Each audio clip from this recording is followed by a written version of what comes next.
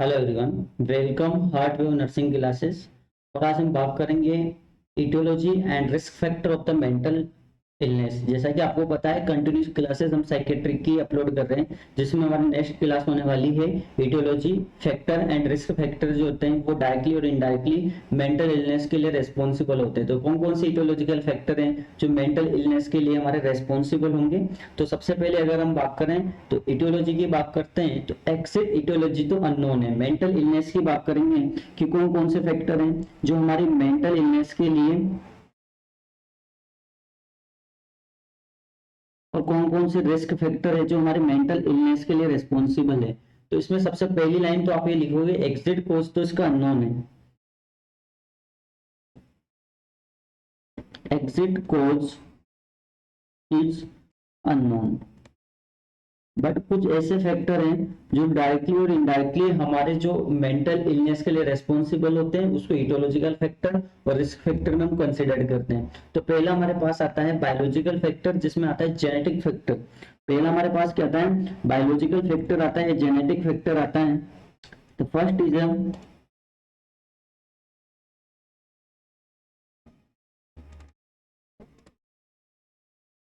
Biological factor. उसके अंदर हम कंसिडर करते हैं जेनेटिक फैक्टर को। किसको सर? जेनेटिक फैक्टर, जिसमें आपको पता है कि यदि परिवार में या फैमिली में किसी एक पर्सन को कोई मेंटल डिसऑर्डर है, तो होने वाले उसके बच्चे में भी have the chances of the mental disorder. It's not sure कि होगा ही सही, लेकिन 40 से 50% चांस है कि डेफिनेटली कि उसकी जनरेशन में भी वो जो जीन म्यूटेशन हुए हैं, वो जीन्स में कुछ चेंजेस हैं, वो उसकी दूसरी जनरेशन में चल जाएंगे और मेंटल डिसऑर्डर के चांसेस वहां पर बनते हैं। तो बायोलॉजिकल फैक्टर की बात करें तो उसमें हमारा जेनेटिक फैक्टर आता है। जेनेटिक फैक्टर के अंदर हम बात करें, एक बोथ पेरेंट्स को क्या है, सीजोफ्रेनिया है। अगर मैं एग्जांपल के लिए आपको बताऊं, यदि बोथ पेरेंट्स को क्या है, both parents,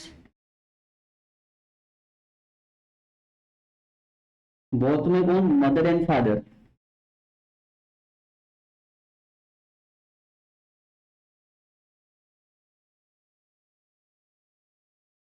have schizophrenia.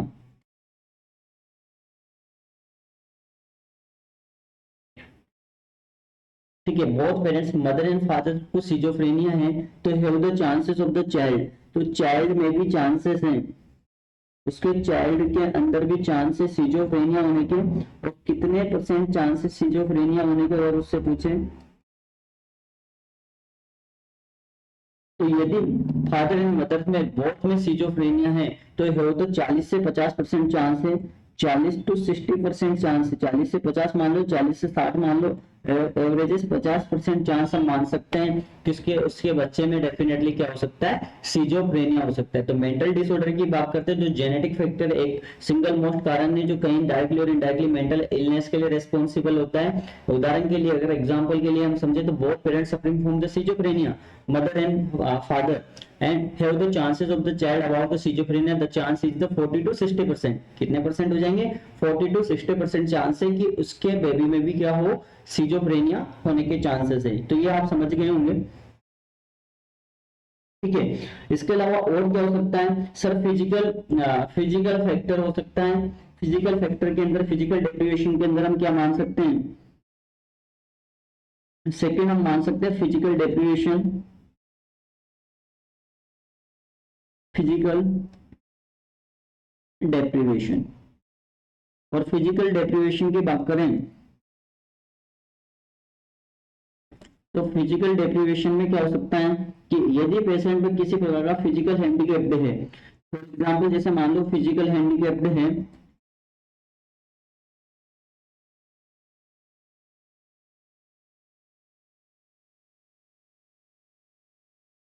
Physically किसी प्रकार का हैंडीकैप है, तो उसको क्या होगा, बार बार टेंशन होगी कि यार मुझ में ये एबनॉर्मलिटी है, मुझ में ये एबनॉर्मलिटी, कहीं ना कहीं वो मेंटल इलनेस का शिकार हो सकता है। आपने देखा होगा बहुत सारे बच्चों का जन्म होने के बाद, बर्थ होने के बाद उनमें किसी प्रकार का हैंडीकैप होता है। कोई डीपनेस होता है, कोई डमनेस होता है, कोई बहरा होता है, कोई सुन नहीं पाता है। तो धीरे धीरे उसके माइंड में ऐसा लगता है कि मैं कम्युनिटी से अलग हूँ। अपने आप को जैसे अलग करना स्टार्ट करता है, उसमें क्या होने के चांसेस है, मेंटल इलनेस के चांसेस है। ठीक है, टेंशन उसके माइंड में घूम जाएगी और वो मेंटली एब्सेंट होने लग जाएगा, उसके अंदर धीरे धीरे मेंटली डिसऑर्डर ग्रो करना स्टार्ट कर देते। तो फिजिकल हैंडीकैप्ड में हम क्या बोल सकते हैं सर, डीफनेस है पेशेंट में, डीफनेस, ठीक है, डीफनेस है या फिर डेम्पनेस है, डमनेस है, जैसे बहरा बोल देते हैं, या ब्लाइंडनेस है, ब्लाइंडनेस। तो यदि ये फिजिकल हैंडीकैप्ड है तो भी कहीं ना कहीं उसको क्या हो सकता है, मेंटल डिसऑर्डर के चांसेस देखने को मिलते हैं। अच्छा, और क्या हो सकता है, द फिजिकल डिप्रीवेशन के अंदर स्लीप प्रॉब्लम हो सकती है, प्रॉपरली उसको क्लॉथ नहीं मिल रहा हो, प्रॉपरली वो अच्छा खाना नहीं खा पा रहे हो, तो कहीं ना कहीं ये भी क्या हो सकता है, हमारे मेंटल डिसऑर्डर के एग्जाम्पल हो सकते हैं। आगे हम बात करते हैं कॉन्स्टिट्यूशनल फैक्टर। क्या हो सकते हैं सर, कॉन्स्टिट्यूशनल फैक्टर हो सकते हैं जो कि हमारे किसके लिए रेस्पॉन्सिबल होते हैं, तो आप बोलोगे सर कॉन्स्टिट्यूशनल फैक्टर भी हमारे बायोलॉजिकल फैक्टर के अंदर ही आते हैं। किसके अंदर आते हैं, बायोलॉजिकल फैक्टर के अंदर ही आते हैं कॉन्स्टिट्यूशनल फैक्टर्स जो लीड करते हैं मेंटल डिसऑर्डर को। वेरी वेरी इंपॉर्टेंट है ये कॉन्स्टिट्यूशनल फैक्टर, कॉन्स्टिट्यूशनल फैक्टर होते हैं जो किसको लीड करते हैं, ये मेंटल इलनेस को लीड करते हैं। किसको लीड करते हैं सर, मेंटल इलनेस को लीड करते हैं। आगे जाके मेंटल इल हो सकता है। कॉन्स्टिट्यूशनल फैक्टर का मतलब होता है according to the personality, according to the body personality आपको मेंटल इलनेस देखने को मिलेगी। अकॉर्डिंग टू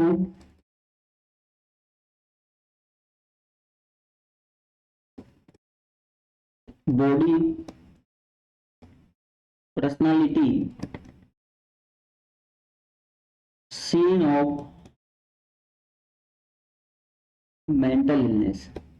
अब according to the body personality का मतलब क्या हो गया, फॉर एग्जांपल मेरे जो पर्सनालिटी वो एनजीएस पर्सनालिटी है। आपने देखा होगा आपके ग्रुप में से कुछ बंदे एनजीएस रहते हैं हर चीज के प्रति, जैसे नॉर्थ साइड का एग्जाम आएंगे वो टेंशन लेंगे, वो एग्जाम आ गया, एग्जाम आ गया, एग्जाम आ गया, तो ये एनजीएस पर्सनालिटी है। बट ये पर्सनालिटी अगर उसकी लंबे टाइम से बनेंगी, छोटी छोटी बातों को लेकर स्ट्रेस या एंजाइटी लेने लग गए, तो धीरे धीरे धीरे वो एंजाइटी का शिकार हो जाएगा, आगे जाके डिप्रेशन का शिकार हो जाएगा और मेंटली इल वो हो जाएगा धीरे धीरे। तो उसकी पर्सनालिटी पे डिपेंड करता है वो कौन सी पर्सनालिटी को अडेप्ट करके रखता है। आपने देखा होगा बहुत सारे इंट्रोवर्ट पर्सनालिटी रखते हैं, बहुत सारे एक्सट्रोवर्ट पर्सनालिटी रखते हैं। जो इंट्रोवर्ट पर्सनालिटी रखते हैं उनमें डिप्रेशन के चांस है, जो एक्सट्रोवर्ट पर्सनालिटी रखते हैं ज्यादा खुल के रहते हैं उनमें मेनिया होने के चांस है। तो according to the personality disorder आपको देखने को मिलते हैं। तो अगर हम बात करें तो एक होता है extrovert personality, according to the body personality mental disorder seen हो सकते हैं। सबसे पहले बात करते हैं एक्सट्रोवर्ट पर्सनालिटी,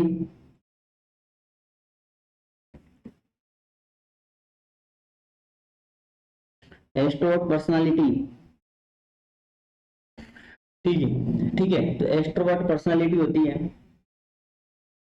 दूसरा हमारे पास आती है इंट्रोवर्ट पर्सनालिटी, इंट्रोवर्ट पर्सनालिटी। और क्या हो सकता है सर, एनजीएस पर्सनालिटी भी हमको देखने मिलती है। कौन सी पर्सनालिटी देखने मिलती है, एनजीएस पर्सनालिटी भी देखने मिलती है। एनजीएस पर्सनालिटी और क्या देखने मिलता है सर, एनजीएस पर्सनालिटी हमको देखने मिलती है, एक्सट्रोवर्ट इंट्रोवर्ट पर्सनालिटी हमको देखने मिलती है, साथ ही साथ हमको स्टोनिक पर्सनालिटी देखने मिलती है।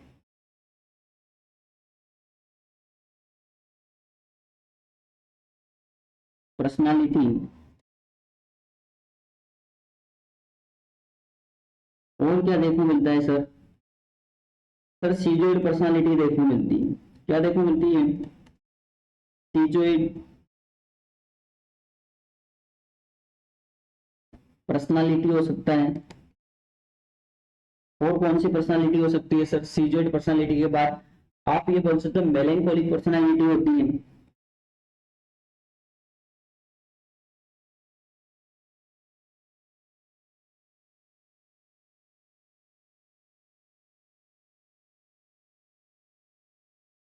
मेलेंकोलिक पर्सनालिटी हो गया।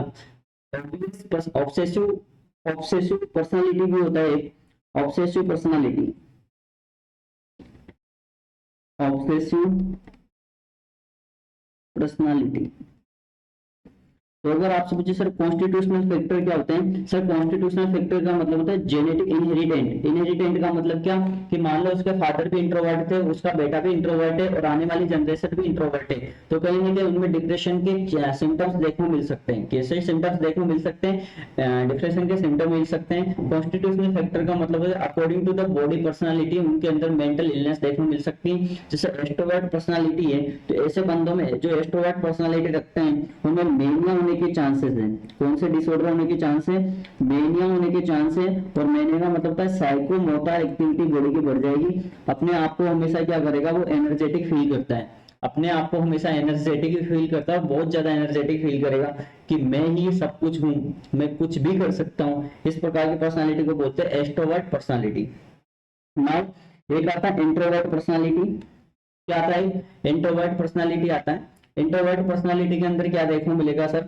तो आप बोलोगे सर इंट्रोवर्ट पर्सनालिटी का मतलब हो गया कि वो हमेशा हर बातों को अंदर की ओर दबा के रखेगा, बहुत कम फ्यू वर्ड बोलेगा, अपनी टेंशन को अंदर ही बनाए रखेगा। तो इसको डिप्रेशन होने के चांसेस हैं। क्या चांसेस है सर? डिप्रेशन होने के चांस हैं।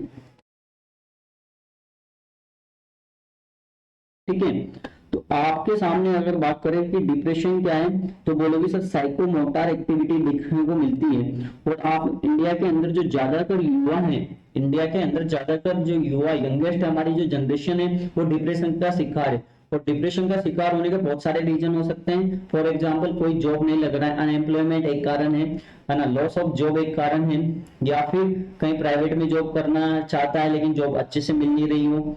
ठीक है, अनमेरिड है तो एक कारण है। तो युवा जो है, यंगेस्ट जो आदमी है वो क्या है आजकल बहुत ज्यादा टेंशन में। आपने देखा होगा कि आजकल के युवा तो बेचारे पढ़ रहे हैं 25-26 साल, 27 साल, 28 साल, और 50 साल से 60 साल के जो आदमी ओल्डेस्ट एज के जो बंदे हैं वो शादियां कर रहे हैं। ठीक है, तो ये क्या है कि युवाओं के अंदर क्या हो सकता है? डिप्रेशन का। अगर आप अखबार में देखोगे, टाइम्स ऑफ इंडिया अखबार में आप देखोगे तो पता चलेगा कि कितने ग्लोबल इंडिया के अंदर कितने ज्यादा युवा हैं जो डिप्रेशन का शिकार हैं। तो बात करते हैं इंट्रोवर्ट पर्सनालिटी जो रखता है उसको क्या हो सकता है सर? डिप्रेशन के चांसेस हैं। और इसके अंदर क्या होता है? साइकोमोटर एक्टिविटी डिक्रीज हो जाती है। क्या डिक्रीज हो जाती है? साइकोमोटर एक्टिविटी डिक्रीज देखने को मिलती है इंट्रोवर्ट पर्सनालिटी के अंदर। नाउ अगर पूछ जाते हैं एंजियस पर्सनालिटी, जो बंदे एंजियस रहते हैं, एंजाइटी में रहते हैं, हमेशा टेंशन क्रिएट करके रखते हैं, उनको क्या चांसेस है सर? तो आप बोलोगे सर एंजियस पर्सन, इस वाले को एंजाइटी के चांस है। किसके चांस है सर? एंजाइटी डिसऑर्डर होने के चांस है। एंजाइटी का मतलब होता है इमेजिनरी डेंजर, किसी भी चीज को सोचकर टेंशन लगना। फॉर एग्जाम्पल कल टेस्ट होने वाला है, मुझे आज ही डर लग रहा है, ये क्या एंजाइटी है। ठीक है, कल मैं परफॉर्मेंस करने वाला था, कल मैं एग्जाम के अंदर बैठने वाला था, अपने आप को सिद्ध करने वाला था, और आज मुझे टेंशन हो रही है, क्या एंजाइटी है। तो एंजियस पर्सनालिटी आगे जाकर मेंटल डिसऑर्डर को लीड कर सकते हैं। इसलिए हर चीज की, छोटी छोटी चीजों की टेंशन भी नहीं लेना है, चिल मार के जीवन जीना है। हिस्टोरिक पर्सनालिटी की बात करें तो हिस्टेरिया का देखने को मिलती है। किसमें देखने को मिलती है? हिस्टेरिया। हिस्टेरिया का मतलब क्या होता है? अटेंशन सीकिंग बिहेवियर देखने को मिलता है इसमें। क्या देखने को मिलता है सर? अटेंशन सीकिंग बिहेवियर देखने को मिलता है। अटेंशन सीकिंग बिहेवियर देखने को मिलेगा। और अटेंशन सीकिंग बिहेवियर का मतलब क्या होगा? बेसिकली ये गर्ल्स में नजर आती है। किसमें नजर आती है? गर्ल्स में नजर आती है। बहुत सारी लड़कियों को क्या टेंशन होती है? बहुत सारी लड़कियों को टेंशन होती है, मुझे तो कोई देख ही नहीं रहा है, कोई मेरे को ध्यान दे ही नहीं रहा है, कोई अटेंशन ही नहीं मिल रहा है। तो बहुत सारी लड़कियां अटेंशन को गेन करने के लिए, प्राइमरी तो अटेंशन गेन करना चाहती है और सेकेंडरी सिंपैथी गेन करना चाहती है। तो दोनों चीजों के लिए अपने आप में कुछ मॉडिफिकेशन करना स्टार्ट कर देती है। ज्यादा ही सुंदर दिखना स्टार्ट कर देगी, 10 रुपए की लिपस्टिक 5 रुपए का बोरोप्लस ले आएगी और लगाना स्टार्ट कर देगी, फेस को चिमकाना स्टार्ट कर देगी। तो वो क्या है? अटेंशन सेकिंग, अपने आप को अटेंशन दिलवाना कि आप मुझे ज्यादा से ज्यादा आदमी देखें। तो वो भी क्या है? डिसऑर्डर हो सकता है, आगे जाके मेंटल डिसऑर्डर हो सकता है सर, और हिस्टेरिया का शिकार हो सकती है ऐसी गर्ल्स, ऐसी बालिकाएं। ठीक है, आगे बात करते हैं हम सीजोइड पर्सनालिटी। तो सीजोइड पर्सनालिटी की बात करें तो ये सीजोफ्रेनिया के पेशेंट में देखने मिलती है। किसमें देखने मिलती है? सीजोफ्रेनिया के पेशेंट में देखने मिलती है। और ये जो पेशेंट है सीजोफ्रेनिया वाले, इसके अंदर क्या होता है? बिहेवियर, अफेक्ट और थॉट, तीनों चीजें चेंजेस नजर आएगी। सीजोइड पर्सनालिटी के अंदर एक तो एबनॉर्मल बिहेवियर शो करेगा, एबनॉर्मल अफेक्ट शो करेगा, और उसके जो थॉट होंगे वो भी क्या होंगे, एबनॉर्मल होंगे। उसके जो थॉट होंगे वो भी एबनॉर्मल होंगे। मतलब वो ऐसे बोलेगा कि मैं जो है कुछ बड़ा करूंगा, कुछ बड़ा करूंगा, कुछ शानदार करूंगा, उसके थॉट्स चेंजेस होना स्टार्ट हो जाएंगे। मतलब डिल्यूजन यहाँ पर नजर आएगा, एबनॉर्मल बिहेवियर नजर आएगा, एबनॉर्मल पर्सनालिटी नजर आएगी।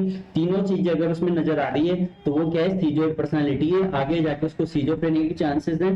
और सीजोफ्रेनिया के जो चांस है, यदि आपको 1 मंथ से ज्यादा टाइम हो गया है और सीजोफ्रेनिया के सिम्टम नजर आ रहे हैं, तो डेफिनेटली आपका डायग्नोस सीजोफ्रेनिया बनेगा। आईसीडी-11 ने ये बात बताई। किसने बताई सर?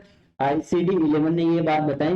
ऐसे डिप्रेशन के बारे में बताया, ऐसे डिप्रेशन के बारे में बताया जिस आदमी को मोर देन 2 वीक, 2 वीक से ज्यादा डिप्रेशन के सिम्टम बने हुए, जिस आदमी को 2 वीक से ज्यादा डिप्रेशन के सिम्टम बने हो, उसको क्या चांसेस है सर?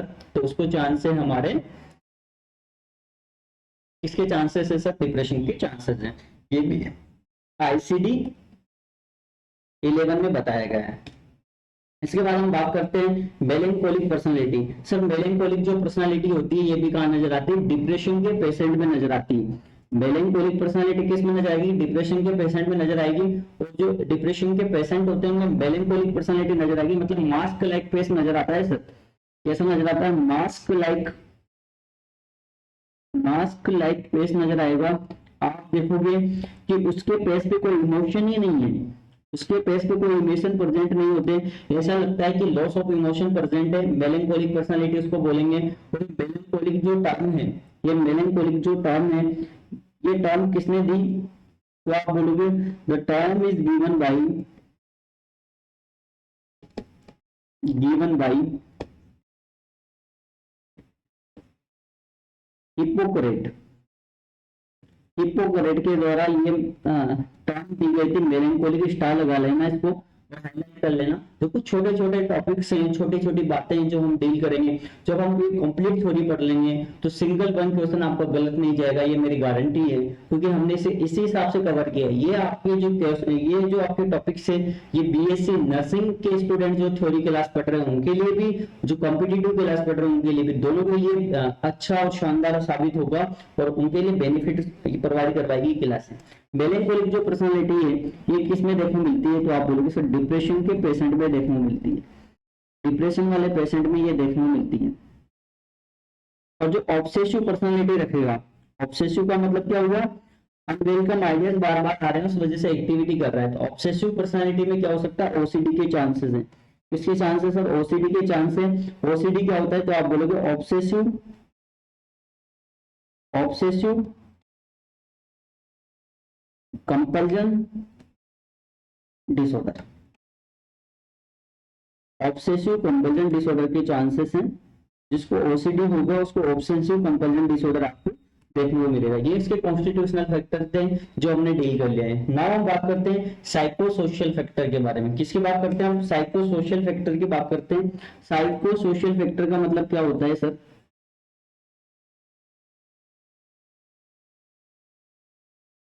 साइको सोशल फैक्टर, कुछ ऐसे फैक्टर होते हैं साइको सोशल फैक्टर जिसकी वजह से क्या हो सकता है? मेंटल प्रॉब्लम हो सकती है। ये रिस्क फैक्टर है। क्या हो सकता है सर? मेंटल इलनेस हो सकती है या मेंटल डिसऑर्डर देखने मिल सकते हैं। मेंटल डिसऑर्डर देखने मिल सकते हैं। फॉर एग्जांपल मैटरनल डेप्रिवेशन, या तो मैटरनल डेप्रिवेशन हो जाए, maternal deprivation, loss of mother. जैसे ही क्या हुआ, पुत्र का जन्म हुआ और उसकी मां का एक्सपायर हो जाए तो उसको साइकोलॉजिकल ट्रॉमा मिलता है, साइकोलॉजिकल सपोर्ट नहीं मिल पाता है लाइफ टाइम, और वो आदमी मेंटली हमेशा क्या रहता है? डिस्टर्ब रहता है, मेंटली इल हो सकता है, डिसऑर्डर देखने को मिल सकते हैं। या हो सकता है लॉस ऑफ पेरेंट्स हो जाए। लॉस ऑफ पेरेंट्स का मतलब हो गया कि मम्मी पापा में से कोई भी एक बंदा उसका लॉस हो जाए, तो भी साइकोलॉजिकल फैक्टर है। या थर्ड हो सकता है स्ट्रेस। स्ट्रेस भी क्या है? आगे जाके लीड करता है मेंटल डिसऑर्डर को। इसको लीड करता है, मेंटल डिसऑर्डर को लीड करता है, मेंटल डिसऑर्डर को लीड करेगा। ठीक है, ये थे हमारे साइको सोशल फैक्टर। इसके बाद हम बात करते हैं सोशल कल्चर फैक्टर। इसकी बात करते हैं सोसाइटी में जो होते हैं, हमारे नेक्स्ट फैक्टर आते हैं social cultural factor. Social cultural factor की बात करें तो ये भी लीड करते हैं मेंटल डिसऑर्डर को। किसको लीड करते हैं सर? मेंटल डिसऑर्डर को लीड करते हैं।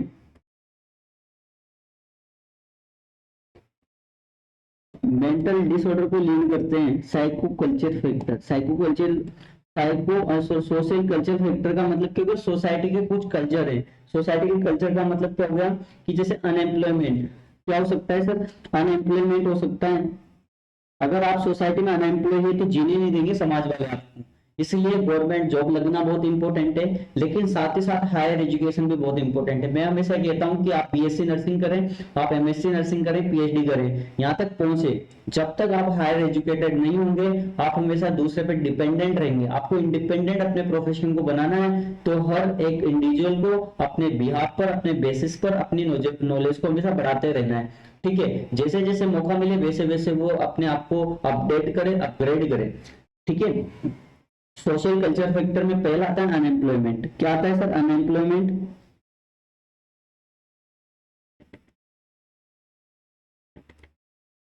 अनएम्प्लॉयमेंट की वजह से भी मेंटल डिसऑर्डर देखने को मिलते हैं। मेंटली इल हो जाएगा वो, बार बार उसको समाज इतना ताना मारेगा कि वो एंजाइटी का शिकार हो जाएगा। ये रिस्क फैक्टर है। दूसरा रिस्क फैक्टर टेक्नोलॉजिकल चेंजेस।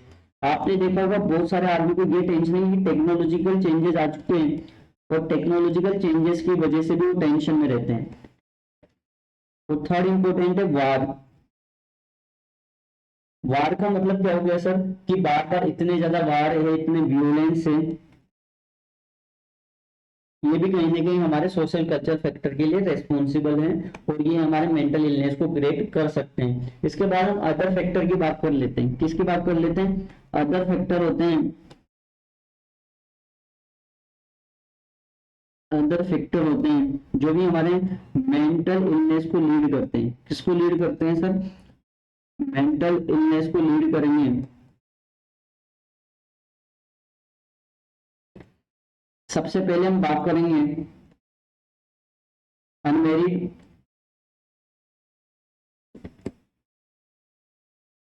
ठीक है, कोई बंदा अनमेरिड है तो क्या हो सकता है? उसको मेंटली इल आपको देखने को मिल सकता है समय के साथ।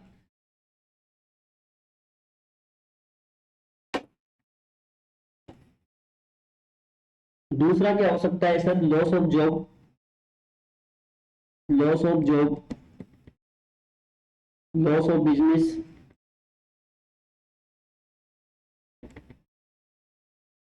लॉस ऑफ जॉब हो, लॉस ऑफ बिजनेस हो, या फिर use of the psycho active substance. या क्या करता हो sir? Use of psycho active substance का यूज करता हूं।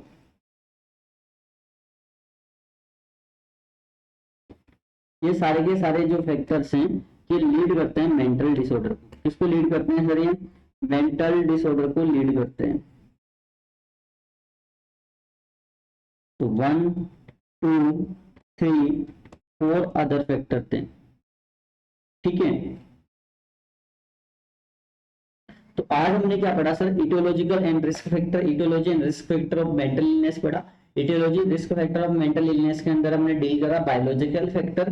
बायोलॉजिकल फैक्टर में हमने पहला डील किया जेनेटिक फैक्टर। जेनेटिक फैक्टर में हमने बताया कि बोथ मदर एंड फादर यदि सिजोफ्रेनिया है तो उसके चाइल्ड में डेफिनेटली 40 से 60% चांस है कि सिजोफ्रेनिया होगा। यदि वन पेरेंट में है तो लगभग 20 से 30% चांस है कि सिजोफ्रेनिया होगा ही होगा। ठीक है, आगे हम चलते हैं। फिजिकल डेप्रिवेशन का मतलब है कि मान लो कि वो हैंडीकैप्ड है, डमनेस है, ब्लाइंडनेस है, तो कहीं ना कहीं ये लीड करता है मेंटल इलनेस को। नेक्स्ट हमने पढ़ा कि कॉन्स्टिट्यूशनल फैक्टर होते हैं। कुछ कॉन्स्टिट्यूशनल फैक्टर होते हैं जो लीड करते हैं किसको? मेंटल इलनेस को, according to the body personality. जैसे एक्सट्रोवर्ट पर्सनालिटी है तो मेनिया के चांस है, इंट्रोवर्ट पर्सनालिटी है तो डिप्रेशन के चांस है। और हमने बताया ICD-11 ने ये अपडेट किया है कि मोर देन 2 वीक से ज्यादा है, 2 वीक तक आपको डिप्रेशन के सिम्टम नजर आ रहे हैं तो डायग्नोसिस है आपका क्या? डिप्रेशन। इसके बाद हम बात करते हैं एंग्जियस पर्सनालिटी, एंजाइटी को लीड करता है। हिस्टेरिक पर्सनालिटी हिस्टेरिया की कंडीशन को लीड करता है। हिस्टेरिया के अटेंशन सीकिंग बिहेवियर डिसऑर्डर है, जिसमें गर्ल्स में नजर आता है, बेसिकली मेल में भी नजर आता है, ऐसा कुछ नहीं है कि गर्ल्स में नजर आएगा। कोई एग्जांपल मैंने गर्ल्स का दिया है, आदमी भी ऐसे ही करते हैं, बहुत सारे लड़के भी, कोई ध्यान नहीं दे रहा तो अपनी बॉडी चेंजेस करना स्टार्ट कर देंगे, ठीक है।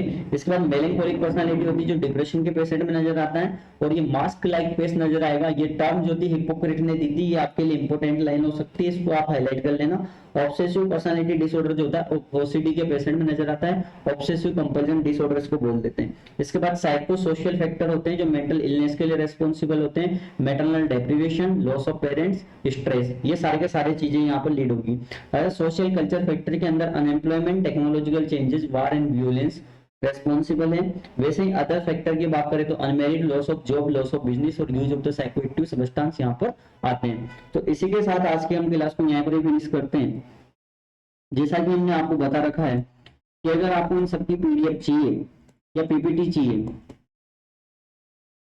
तो आप हमारे सपोर्टिव नंबर पे मैसेज कर सकते हैं, आपको पीपीटी प्रोवाइड हो जाएगी और आपको ग्रुप में भी ऐड कर दिया जाएगा, ठीक है। तो थैंक यू सो मच, धन्यवाद। अपनी तैयारी को स्ट्रॉन्ग करते रहिए। हम यहाँ पर इस क्लास को यहीं फिनिश करते हैं, धन्यवाद।